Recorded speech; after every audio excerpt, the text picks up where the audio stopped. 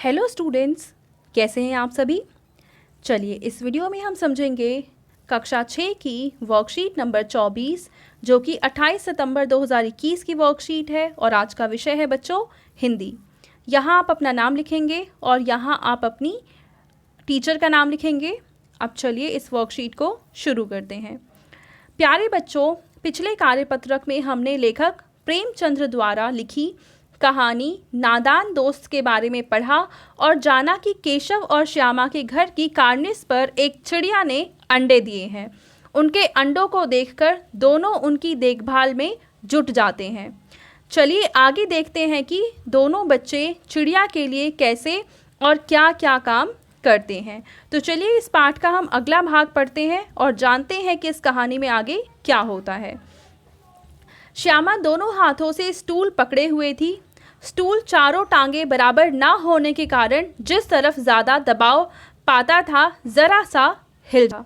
अब देखो, क्योंकि जो स्टूल है उसके चारों जो पैर होते हैं वो बराबर ना होने के कारण ये हिल रहा था। तो उस वक्त केशव को कितनी तकलीफ़ उठानी पड़ती थी यह उसी का दिल जानता था, यानी उसे डर तो ज़रूर लगता होगा।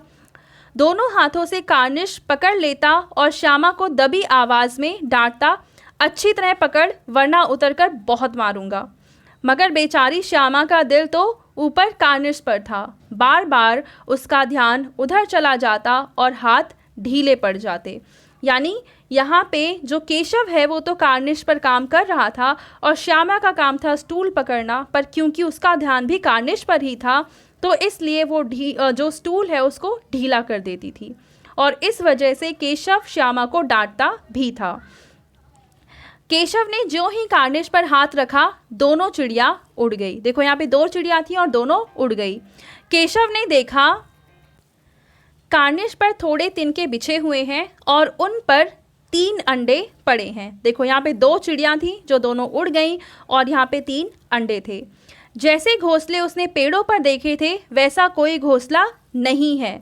श्यामा ने नीचे से पूछा, क्या बच्चे हैं भैया? यानी श्यामा ने पूछा केशव से कि कितने बच्चे हैं वहाँ पे। तो केशव बोला 3 अंडे हैं, अभी बच्चे नहीं निकले। श्यामा, ज़रा हमें दिखा दो भैया कितने बड़े हैं। यानी श्यामा देखना चाहती है कि अंडों का साइज़ क्या है। तब केशव बोलता है, दिखा दूंगा, पहले ज़रा चिथड़े ले आ, नीचे बिछा दूं, बेचारे अंडे तिनकों पर पड़े हैं। यानी जैसे हमने पेड़ों पर देखे हैं चिड़िया के घोंसले, उस तरीके का कोई भी घोंसला इस कार्निश पर नहीं था। यहाँ पे सिर्फ और सिर्फ कुछ तिनके पड़े थे और उन्हीं तिनकों पर अंडे पड़े हुए थे। ठीक है, अब इसके आधार पर हम कुछ प्रश्नों के उत्तर लिखेंगे। पहला प्रश्न है कि श्यामा के पकड़ने के बावजूद भी स्टूल क्यों हिल रहा था। तो चलिए इसका आंसर मैं आपको लिखकर दिखाती हूँ। तो देखिए इसका आप उत्तर लिखेंगे कि स्टूल की टांगे बराबर ना होने के कारण स्टूल हिल रहा था, क्योंकि स्टूल की 4 टांगे होती हैं और वो चार टांगे बराबर नहीं थी, इस वजह से ही स्टूल बार बार हिल जाता था। तो पहला प्रश्न आप सभी ने लिख लिया। अब हम देखते हैं दूसरा प्रश्न। दूसरे प्रश्न में हमसे पूछा है कि अच्छी तरह पकड़ वरना उतरकर बहुत मारूंगा, किसने किसको कहा। तो चलिए इसका आंसर लिखते हैं। तो दूसरे प्रश्न का आप उत्तर लिख देंगे कि यह केशव ने श्यामा को कहा, क्योंकि केशव ने ही श्यामा को कहा था कि अच्छी तरह से स्टूल पकड़ो वरना नीचे उतरकर मैं बहुत मारूंगा। अब तीसरा प्रश्न है कि कार्निश पर कितनी चिड़िया थीं। तो हमने देखा था कि कार्निश पर 2 चिड़िया थीं जब वहाँ पर केशव ने अपना हाथ लगाया था। ठीक है, उसके बाद चौथा प्रश्न है क्या बच्चे हैं भैया में कै का अर्थ क्या है। तो कै का मतलब है कितने। कै का क्या मतलब है कितने, यानी गा ऑप्शन इसका सही आंसर है। तो हमने पहला, दूसरा, तीसरा और चौथा चारों प्रश्न हल कर लिए। इसके बाद हमें एक गतिविधि दे रखी है जिसमें कह रखा है कि गद्यांश में आए सभी संज्ञा शब्दों को छांटकर लिखिए।